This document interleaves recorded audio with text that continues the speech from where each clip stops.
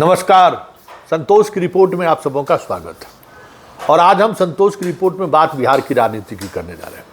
देखिए, पिछले 72 घंटे से सारा national media, main stream media Bihar की राजनीति को फोकस पे रखा हुआ है। स्वाभाविक तौर पर अब बिहार विधानसभा का चुनाव, अभी देश में जो भी विधानसभा चुनाव हुआ है उस सिलसिले में कहिए तो अब बिहार में ही चुनाव होना है। और स्वाभाविक तौर पर मोदी जी की खास नज़र है। मोदी जी कोई अवसर नहीं छोड़ते हैं जब बिहार के ब्रांड की बात ना हो।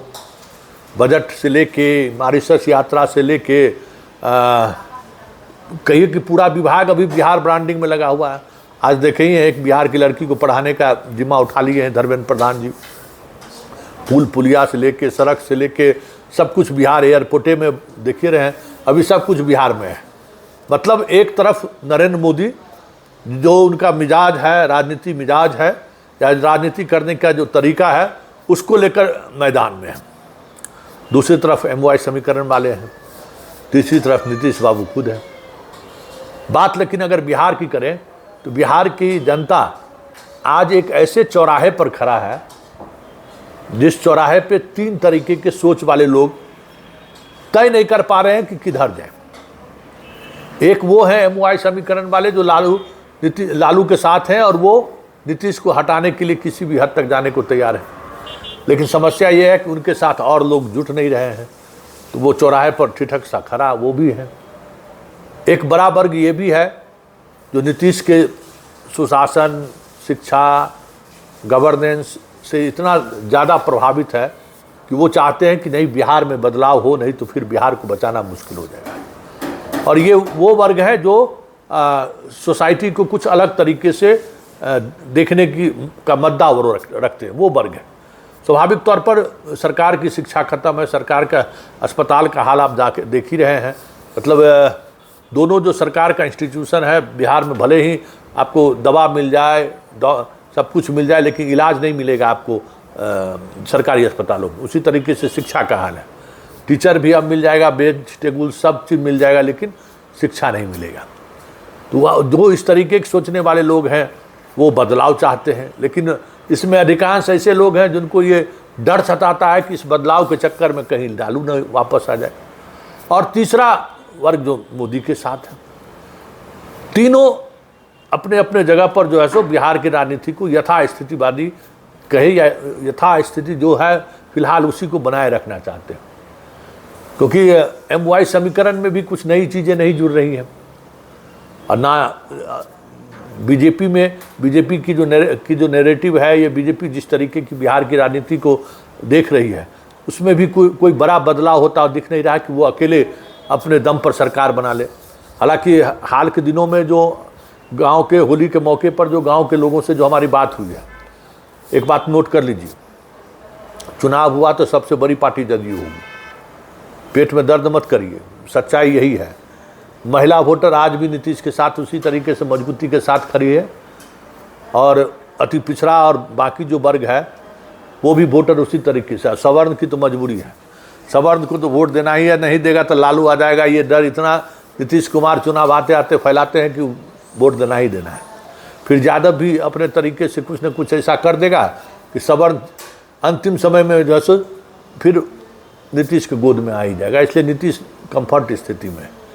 लेकिन सबसे बड़ी बात यह है कि तमाम चीज़ों के बावजूद भी बिहार की राजनीति को देखने वाले लोग जिस चश्मे से बिहार को देख रहे हैं, वो एक बड़ा वर्ग ये भी है कि बीजेपी से अलग हो जाए। ये चौथा वर्ग कहिए, नीतीश कुमार रहें लेकिन बीजेपी से अलग हो जाए। और इसकी अपनी TRP भी है, ऐसा नहीं है कि बड़ी TRP है। जो इस तरीके के खबर चलाने वाले यूट्यूबर्स हैं, चैनल लुटियंस, जो उनको देखिए लाखों में लोग रोज़ कुछ न कुछ सुगाफा छोड़ते रहते हैं बेमतलब का, बिना आधार का। नीतीश गए, नीतीश आए, इफ्तार पार्टी में चले जाएंगे, देख ही रहे ना, रोज़ सब कुछ चल रहा है। लेकिन एक बड़ा सवाल है कि आखिर नीतीश बिहार की राजनीति में बने हुए कैसे? एक बड़ा सवाल है ना कि भाई 20 वर्षों का शासनकाल, फिर भी कोई इनकम्बेंसी नहीं है। आपको आश्चर्य होगा कि कोई सरकार को लेकर कोई इनकम्बेंसी नहीं है। कि नीतीश कुमार नहीं आए, इसको लेकर कोई जिद देखने को आपको नहीं मिला। जो है ना कि आप बहुत हो गया नीतीश कुमार, हटाओ अब, हटाओ हटाओ हटाओ, ये आवाज़ कहीं से नहीं आ रही है। ये एक बड़ी बात है। आखिर नीतीश कुमार की राजनीति में ऐसी क्या चीज़ है कि 20 वर्षों के शासनकाल के बावजूद भी ये आवाज़ कहीं से नहीं उठ रही है कि अब बहुत हुआ, अब नीतीश को जाना चाहिए। देखिए, नीतीश की राजनीति पर अगर आप गौर करेंगे ना, तो दो बातें बहुत ही महत्वपूर्ण हैं। पार्टी तो है ही नहीं, मतलब हमें लगता है कि इस देश के इतिहास, राजनीतिक इतिहास में जदयू की पार्टी का जो संरचना है उस पर अध्ययन करने की जरूरत है। न बूथ लेवल कार्यकर्ता है, न प्रखंड लेवल कार्यकर्ता है, न जिला लेवल कार्यकर्ता है ये नहीं है पार्टी में, समझ गए ना। और जो है भी तो इस स्थिति में नहीं है कि वो जाके नीतीश कुमार के लिए फ्रंट खोल दे, उस स्थिति में नहीं, मरने मारने वाला भी कार्यकर्ता नहीं है। फिर भी पार्टी बनी हुई है, फिर भी चुनाव नीतीश जीत रहे हैं। इसकी वजह क्या है जो नीतीश कुमार को जिंदा रखा हुआ है? देखिए, एक मिनिमम गवर्नेंस जितना होता है ना, जिससे आदमी खुश रहे, मिनिमम, वो नीतीश कुमार समझ गए कि मिनिमम गवर्नेंस क्या है। चलिए, लोगों को सुविधा हो, गाड़ी घोड़ा में, घर द्वार में आने जाने में दिक्कत नहीं हो, बिजली गांव में पहुंचाइए दिए हैं, बिजली मिलिए रहा है, आने जाने में कोई दिक्कत नहीं है। लोग रोजगार का अवसर अब गांव में भी बिजली जाने से कुछ न कुछ बढ़ ही गया है।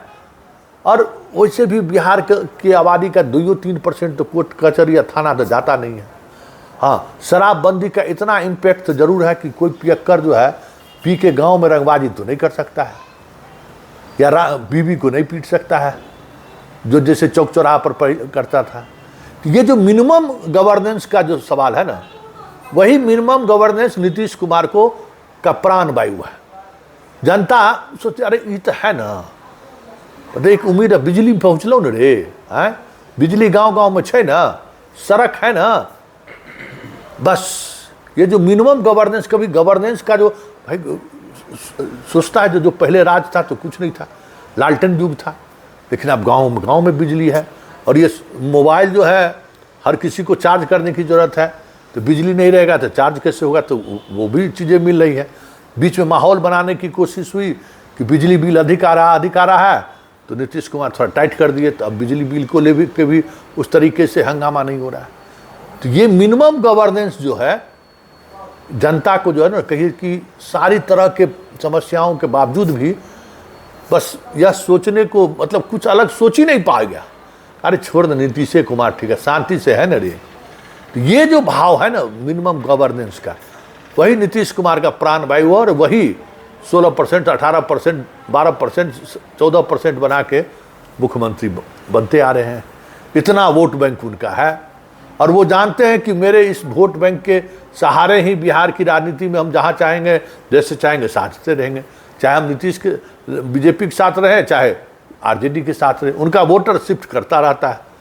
तो ये जो मिनिमम गवर्नेंस वाली जो बात है ना, वो नीतीश कुमार का समझ जाए कि एकदम तुरुप का एक्का है, उसको वो समझते हैं। उसके बाद महिलाओं से जुड़ी हुई जितनी योजना है, उसका लाभ तत्काल उसको बिना किसी घूस घास के उसके अकाउंट में चला जाए, ये भी जा रहा है, तो वो भी एक लाभ है। मतलब भ्रष्टाचार से जो सबसे ज़्यादा प्रभावित होता है, लालू यादव के समय में क्या होता था, वह 50 किलो अनाज देना बाढ़ पीड़ित को, देता था 30 किलो 20 किलो। नीतीश क्या किए, आए तो नहीं 1 क्विंटल देंगे, एगो पूरा बोरा दे, भले उस बोरा में 90 किलो क्यों नहीं हो, 95 किलो क्यों नहीं हो, 85 किलो ही क्यों, लेकिन एकदम बोरा पैक बोरा दे दो। आदमी देखते था ने पूरा भरल बोरा दल के। जो कहते ना मिनिमम गवर्नेंस, ये मिनिमम गवर्नेंस का तरीका है। माल वहाँ भी निकला हुआ है, लेकिन संतुष्टि है कि बोरा पैक है, आइए जो बोरा उठाना है लेके चले जाइए। तो ये इसी तरीके से इतना लाभुक योजनाएं नीतीश कुमार चला रहे हैं, जो हर व्यक्ति, बिहार का हर व्यक्ति किसी न किसी योजना का लाभ उठा रहा है। तो मिनिमम गवर्नेंस में वो भी मिल ही रहा है। फिर सुरक्षा को लेकर भी बहुत ज़्यादा समस्या नहीं है।